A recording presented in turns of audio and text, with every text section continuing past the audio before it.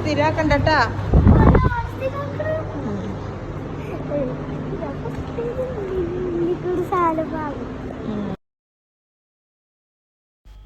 അപ്പോൾ ഇന്ന് ഞാൻ മോളെയും കൂട്ടിയിട്ട് മിനിസോയിൽ വന്നിരിക്കുകയാണ് കേട്ടോ.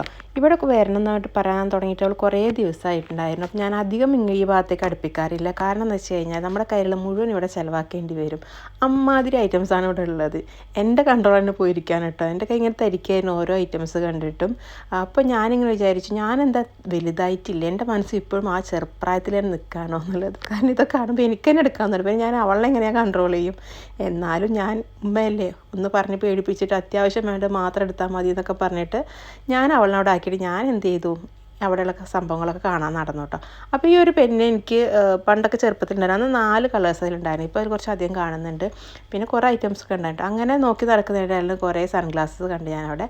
അപ്പോൾ എനിക്കാണെങ്കിൽ ഇപ്പോൾ കുറച്ച് കാലമായിട്ട് വെയിൽ കൊണ്ട് കഴിഞ്ഞാൽ തലവേദന വരുന്നുണ്ട് നമ്മൾ ട്രാവൽ ചെയ്യുന്ന സമയത്ത്. അപ്പോൾ അതിന് വേണ്ടിയിട്ട് കുറച്ച് ദിവസമായിട്ട് ഇങ്ങനെ സൺഗ്ലാസ് തേടി നടക്കുകയായിരുന്നു. അപ്പോൾ ഞാനിങ്ങനെ വന്ന് നോക്കുമ്പോൾ വെറുതെ ഇങ്ങനെ വെച്ച് നോക്കി.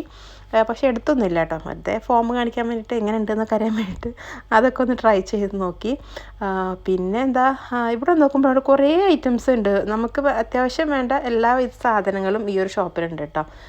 കുട്ടികൾക്ക് വേണ്ടിയിട്ടുള്ള പ്ലേ ഐറ്റംസ് ആണെങ്കിലും അതുപോലെ തന്നെ നമുക്ക് സ്കിൻ കെയർ, ഹെയർ കെയർ, പിന്നെ അതുപോലെ സ്പ്രേ, പെർഫ്യൂംസ്, അങ്ങനത്തെ കുറേ സംഭവങ്ങൾ, ബാഗ്സ്, പേഴ്സ്, പിന്നെ വാട്ടർ ബോട്ടിൽസ്, ടിഫിൻ ബോക്സ്, അങ്ങനെ ഓൾമോസ്റ്റ് എല്ലാ ഐറ്റംസും ഉണ്ട്.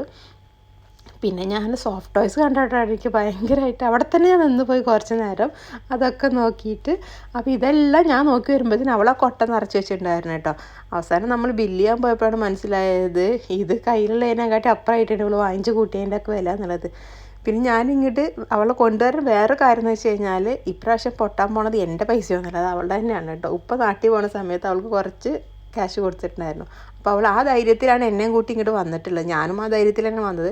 പക്ഷേ ബില്ലടിക്കാൻ സമയത്താണ് മനസ്സിലായത് അവളുടെ കയ്യിലെക്കാട്ടി കൂടുതലാണ് എമൗണ്ട് വന്നിട്ടുള്ളത്. അങ്ങനെ ഞാൻ കുറേ സാധനങ്ങൾ അവിടെ തന്നെ തിരിച്ച് വെപ്പിച്ചു. എന്നിട്ട് നമ്മൾ കുറച്ചൊക്കെ എടുത്തിട്ട് പോകുന്നു കേട്ടോ. അവൾ വളരെ ഹാപ്പിയാണ്. പക്ഷേ ഞാൻ അധികം ഹാപ്പിയല്ല. കാരണം അവളുടെ കയ്യിലെക്കാട്ടി കൂടുതൽ ചിലവാണ് അത് എൻ്റെ പോക്കറ്റിൽ നിന്നാണ് പോയത്.